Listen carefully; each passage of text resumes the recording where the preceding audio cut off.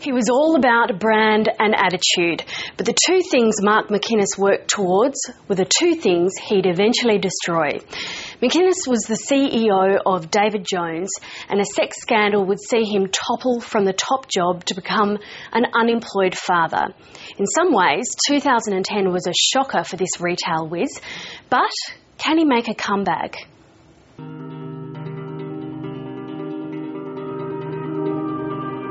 Many of the allegations against me are simply untrue.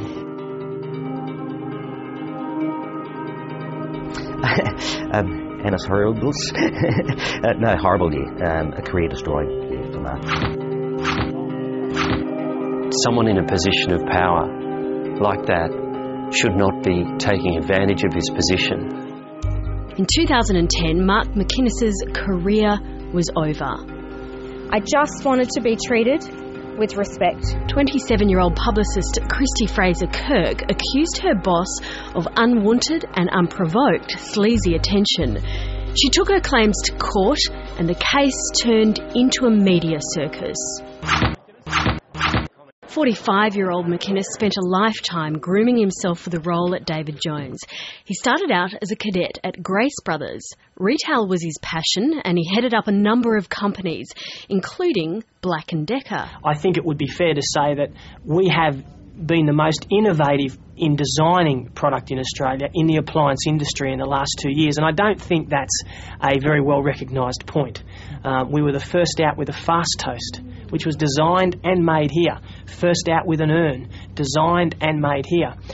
We've just launched a new toaster, designed and made here. At 38, he got the top job at DJ's. He was one of the youngest CEOs to run a top 100 company in Australia's history. He managed to transform the DJ's empire into a cash cow, and he was paid more than $5 million as a reward. There was a fair amount of discounting going on in the market, but despite that, our gross margin still went up 5 basis points in the summer half. David Jones was motoring along really nicely despite the crisis and the impact on retail sales. For really good control of costs, good financial services strategy, everything he was doing was going really well. And then all hell broke loose. I am a young woman standing here today simply because I said it wasn't okay.